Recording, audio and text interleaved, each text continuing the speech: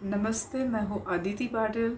मैं relationship counsellor हूँ, hypnotherapist हूँ, रेकी मास्टर हूँ और टैरो कार्ड रीडर भी हूँ। काफ़ी सारे लोग उनके रिलेशनशिप इश्यूज़ को लेके मेरे पास आते हैं। काफ़ी सारे लोग मैसेजेस करते हैं।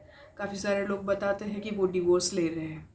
तो मेरी पहली सलाह यही होती है कि कोशिश करो और पैचअप करने की अगर पॉसिबिलिटीज़ है तो प्लीज़ देखो, क्योंकि शादी करते वक्त हम कभी डिवोर्स के बारे में नहीं सोचते हैं। शादी करते वक्त हम पूरी लाइफ के बारे में सोच के ही शादी करते। तो डिवोर्स लेने के टाइम पे क्या हो जाता है, कभी कभी हमारा ईगो बीच में आ जाता है। ईगो के वजह से मतलब एक्सेप्टेंस नहीं है एक दूसरे के लिए, फॉरगिवनेस नहीं है, तो तुम एक दूसरे को माफ़ नहीं कर पाते और अपना ईगो, अपना अहंकार बीच में ले आते हो और इस वजह से आपका डिवोर्स होता है। और बाद में आपको बहुत लेट रियलाइज़ होता है कि इतने बड़े भी इशू नहीं थे कि डिवोर्स ले लेना चाहिए था, शायद पैचअप हो सकता था। तो एक सेकंड थॉट लेना बहुत ज़रूरी है। तो सोच के देखो, अगर आप एक दूसरे को एक्सेप्ट कर पाते हो, पहले तो विक्टिम मोड में रोना बंद करो। उसने ऐसा कहा, उसने वैसा कहा। Take responsibility of your life, take responsibility of your relationship. तुम्हारे सराउंडिंग के जो भी लोग हैं, आपके माँ बाप होंगे, आपके ससुराल वाले होंगे, वो बीच में बोलेंगे, उनकी बातों को इतना इम्पोर्टेंस मत दो।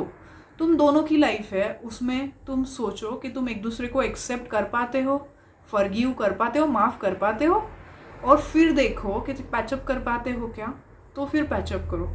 और बहुत ही अगर एक्सट्रीम कंडीशन में तुम्हारे लाइफस्टाइल डिफरेंट है, वैल्यूज़ डिफरेंट है, वर्च्यूज़ डिफरेंट है, हैबिट्स बहुत ही अलग है, बहुत ही नफरत करते हो एक दूसरे से, रह ही नहीं सकते एक दूसरे के साथ, तो ही डिवोर्स के बारे में सोचो, सेपरेशन के बारे में सोचो, ऐसा मैं कहूँगी। काफ़ी सारे केसेस में लड़कियों की गलती रहती, काफ़ी सारे केसेस में लड़कों की भी गलती रहती है। पर डिवोर्स के बाद की लाइफ कैसी है, ये किसी ने सोचा है? सोच के देखो। कभी कभी ऐसा हो जाता है कि वो लाइफ इतनी ज़्यादा बदतर ख़राब होती है कि फिर बाद में जाके ऐसा लगता है कि शायद वो शादी में रहना ज़्यादा बेटर था, क्योंकि समाज, लोग क्या कहेंगे, पेरेंट्स सपोर्ट करेंगे नहीं करेंगे, आगे चल के क्या होगा, ये सारी बातें आती है ना उसमें। तो वो सब सोच के फिर डिवोर्स लेना। और डिवोर्स के बाद क्या आप फाइनेंशियली इंडिपेंडेंट है? लड़कियों को ये मेरा सवाल है। लड़कों को ज़्यादा कोई कुछ नहीं बोलेगा, लड़कियों को बोलने वाले लोग बहुत है। समाज का हर हिस्सा लड़की को जज करेगा, ब्लेम करेगा, अलग तरीके से देखेगा। तो उन्होंने अपने आप से पूछना है कि क्या मैं अकेली पूरी दुनिया से लड़ पाऊंगी, उनके सवालों के जवाब दे पाऊंगी? क्या मैं रह लूँगी अकेली? और क्या मैं इतने पैसे कमा लूँगी कि मैं पूरी लाइफ अकेली गुजार सकूँ? दूसरी शादी कर लेना ये सोल्यूशन नहीं है। मतलब पहला डिवोर्स हुआ नहीं और दूसरी शादी के बारे में बात करने लगे, ये भी बहुत गलत है। दोनों की गलती है।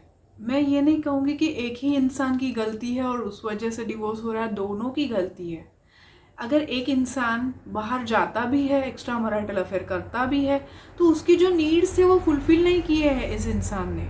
कुछ तो ऐसी चीज़ें हैं कि तुम्हारे वैल्यूज़ अलग है, इसके वैल्यूज़ अलग है, तुम्हारा मैच नहीं हो पाता, इसके एक्सपेक्टेशन फुलफिल नहीं कर पाया आप, या फिर वो आपके फुलफिल नहीं कर पाया एक्सपेक्टेशन। एक दूसरे के एक्सपेक्टेशंस, एक दूसरे का थिंकिंग मैच नहीं हो पाया। हमारा जो एक थिंकिंग रहता है, विजन्स रहते हैं लाइफ के बारे में, वो विजन्स मैच नहीं हो पाते। मुझे लगा था तुम ऐसा करोगे, मुझे लगा था तुम वैसा करोगे, वो एक्सपेक्टेशन फुलफिल नहीं होते और फिर झगड़े होने लगते हैं।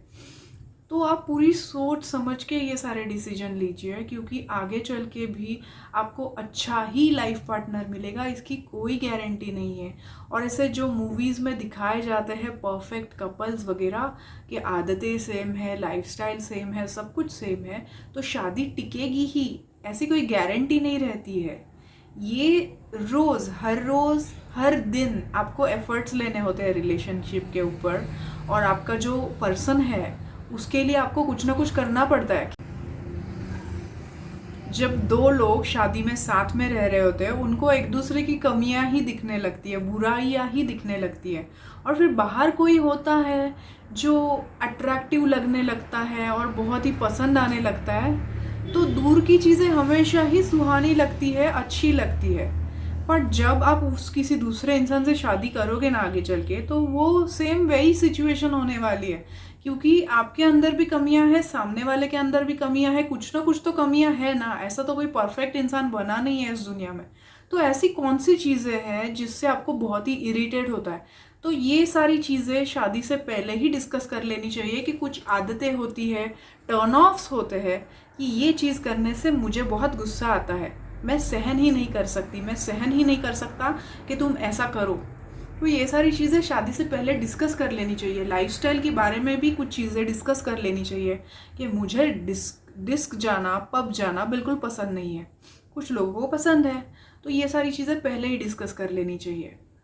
अरेंज मैरिज करो या लव मैरिज करो, बट एक दूसरे को जानना पहचानना बहुत ज़्यादा ज़रूरी है शादी टिकाने के लिए। तुम ऐसे नहीं कह सकते कि अरेंज मैरिज करेंगे तो टिकती है शादी, जस्ट बिकॉज पेरेंट का प्रेशर रहता है दोनों तरफ से तो शादी टिक जाती है, ऐसा नहीं रहता है।